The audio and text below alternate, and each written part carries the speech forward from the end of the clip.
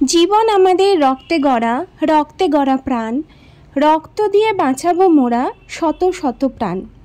এই ব্রতে যদি আমরা ব্রতী হই, আগামীতে কোনো মানুষ কিন্তু রক্তের জন্য আর প্রাণ হারাবে না। আমাদের আরও সচেতন হতে হবে, আর এই বিষয়ে আমাদের আরও বেশি করে উদ্যোগ গ্রহণ করতে হবে। আজকের ভিডিওটা যে কোনো ডেলি ব্লগের ভিডিও নয়, সেটা আশা করি তোমরা থাম্বনেল দেখে বুঝে গেছো। আর ভিডিও শেষ পর্যন্ত দেখার পর তোমরা নিজেরা তোমাদের অভিজ্ঞতার কথা কমেন্টে এসে যে শেয়ার করবে, এ ব্যাপারে আমি নিশ্চিত। আমি জানি তোমরাও অনেক সচেতন এবং তোমরাও এইরকম উদ্যোগ যখনই দেখো তোমরাও কিন্তু এগিয়ে যাও। আর আমাদের আশেপাশের মানুষকে কিন্তু এই ব্যাপারে আরও সচেতন করতে হবে। আজকে আমরা চলে এসেছিলাম তোমাদের দাদাভাই আর আমি চিরবন্ধু এনজিও সংস্থার উদ্যোগে রক্তদান যে শিবিরের আয়োজন করা হয়েছিল বারাসাতে, সেখানে চলে গেছিলাম। তো সেখানে শুধু রক্তদান শিবির নয়, পাশাপাশি কিন্তু বিনামূল্যে চক্ষু পরীক্ষা এবং অঙ্গদানের ব্যবস্থাও ছিল।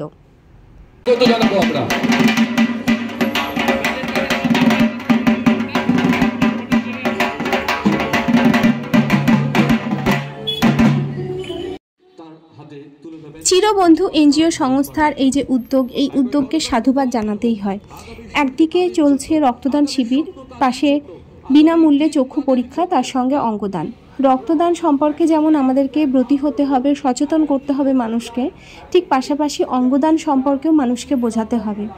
আমি মারা যাওয়ার পরে আমার চোখ দুটো যদি কোনো অন্ধ ব্যক্তি পান, সে মানুষটি কিন্তু চোখ পাওয়ার পরে সে মানুষটি দু চোখ ভরে পৃথিবীর আলো দেখবে এবং দু চোখ ভরে পৃথিবীটাকে দেখবে আর ভালোবাসবে। সে মানুষটারও কিন্তু অধিকার রয়েছে। সুতরাং এই বিষয়ে আমাদেরকে কিন্তু এগিয়ে আসতে হবে।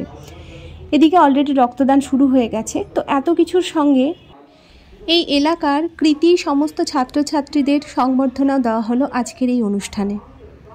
এই কৃতি ছাত্রছাত্রীরাই আমাদের আগামী ভবিষ্যৎ, এবং এই সম্পর্কে কৃতি ছাত্রছাত্রীরা নিজেরা যতটা অবগত হবে, ব্রতী হবে, তারা কিন্তু সমাজকে ঠিক ততটাই এগিয়ে নিয়ে আসতে আরও সক্ষম হবে এবং এই সম্পর্কে, এই বিশেষ মহৎ দান, এগুলো সম্পর্কে আরও বেশি করে মানুষকে কিন্তু সচেতন করে তুলতে পারবে।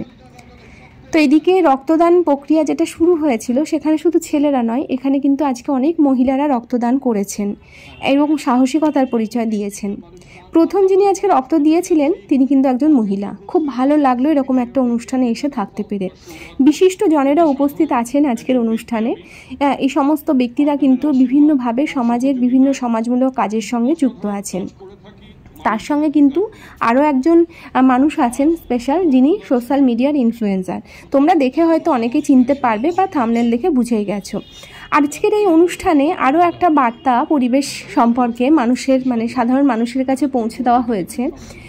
যারা যে সমস্ত ব্যক্তিরা আজকে রক্তদান করলেন, তাদের প্রত্যেককে একটা করে চারা গাছ উপহার দেওয়া হয়েছে। সত্যি শুধু রক্তদান নয়, আমাদেরকে কিন্তু পরিবেশের ভারসাম্য রক্ষা এবং পরিবেশ সম্পর্কেও নিজেদেরকে সচেতন করে তুলতে হবে এবং অপরকেও।